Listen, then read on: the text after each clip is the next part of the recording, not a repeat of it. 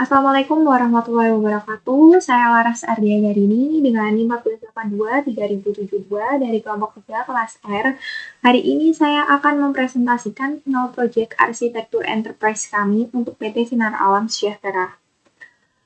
Baik, di sini terdapat daftar isi dan serta daftar gambarnya. Nah, ini masuk ke pendahuluan pada bab 1.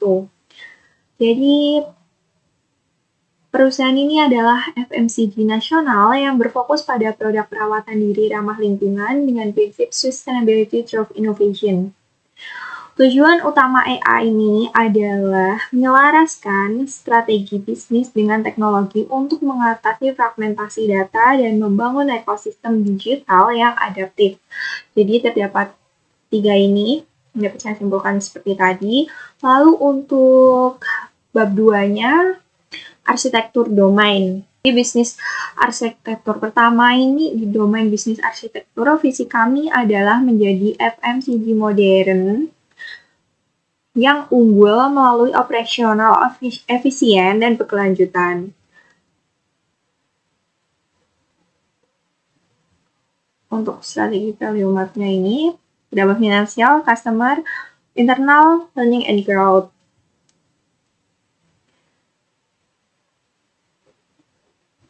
Lalu, berdasarkan analisis SWOT, kami mengidentifikasi adanya silo antar departemen. Jadi sebagai kelemahan utama, oleh karena itu kami merancang value stream-nya.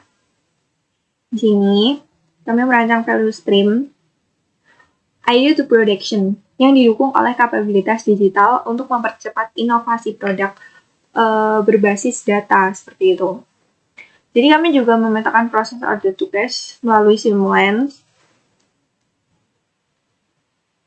Melalui bisnis Simulance ini untuk memastikan integrasi data dari sales hingga finance berjalan transparan. Lanjut ke Information and Application Architecture. Nah, di bab 2.2, subbab 2.2 ini, information arsitekturnya itu ada data model IRD. Jadi, di sini terdapat beberapa. Masuk ke information arsitektur, kami merancang model data terstandarisasi untuk menghilangkan silo. Contohnya pada IRD Core ERP ini. Nah, di sini bisa dapat dilihat, data pelanggan, produk, dan pesanan disinkronkan dalam satu database pusat. Nah, data IRD ini kemudian mengalir dalam application arsitektur kami yang terintegrasi. Application diagram ini. Di inti sistemnya adalah Core ERP yang terhubung langsung dengan Smart BMS untuk sinkronisasi stok secara real time. Di sisi pelanggan kami menyediakan B2B ordering portal ini. Terus CRM untuk menjamin responsivitas pasar. Jadi seluruh transaksi dari aplikasi ini ditarik ke BI dashboard untuk mendukung pengambilan keputusan berbasis data oleh manajemen seperti itu. Lalu di sini ada application mapping with goals-nya. Ini menegaskan bahwa setiap aplikasi TI memiliki kontribusi strategis yang terukur terhadap pencapaian tujuan bisnis PT Sinar Alam Sejahtera. Nah, lalu untuk teknologi arsitektur, ini kan sebagai fondasi teknis dari keseluruhan arsitektur enterprise. Bagi saat itu, Pak Sigit ngasih cuma topologi servernya aja kan jelasnya. Nah, di sini kelompok kami menambahkan bukan cuma topologi servernya, tapi kami mengikuti dari buku Spark System, itu jadi ada topologi jaringan dan server, lalu ada server aplikasi, terus server database, dan juga backup server disaster recovery. Nah, ini sesuai yang ada di buku Spark. Jadi kita referensinya ada di buku Spark untuk merancang topologi jaringan ini. Di sini saya akan menjelaskan terlebih dahulu tentang topologi jaringan dan servernya. Nah, di sini kan sudah terdapat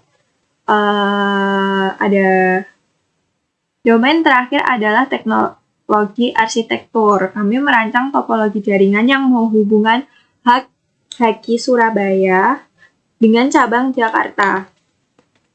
Lalu dan Yogyakarta melalui One MPLS ini. Jadi mereka bisa terhubung satu sama lain. Terus detail penting di sini itu adalah sentralisasi server farm-nya.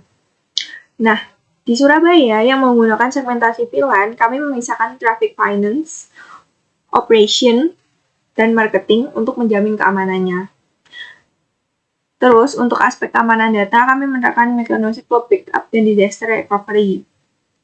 Di sini, kami menerapkan backup dan disaster recovery ini. Ya, karena cloud and disaster recovery sama data server, jadi cloud backup. Untuk apa sih? Untuk mekanismenya untuk bagian ini tuh gambarin pelindungan data dan keberlangsungan sistem gitu.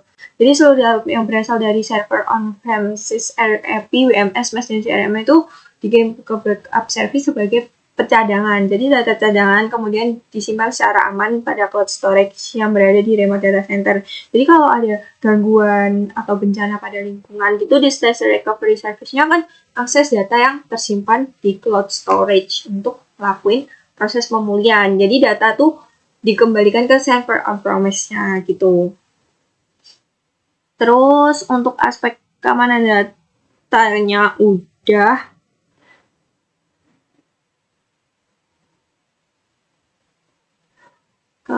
Ke saran dan strategi implementasi. Jadi untuk saran dan strategi implementasi ini kami bagi dalam 3 fase strategis. Nah, itu mulai dari penguatan fondasi SAP atau S/4HANA di fase pertama hingga analitika, lanjutan, dan inovasi digital. Kesimpulannya, AI ini tuh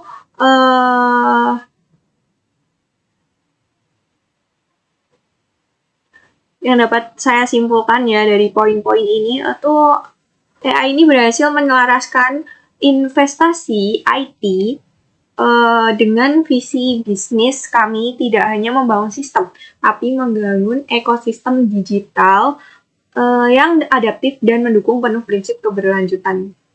Jadi seperti itu. Yang dapat saya simpulkan dari seluruh poin ini. Lalu di sini kita juga ada daftar pustakanya, dan di sini daftar pustakanya itu yang paling penting yaitu dari buku Spark kebanyakan nih. Demikian presentasi saya, terima kasih.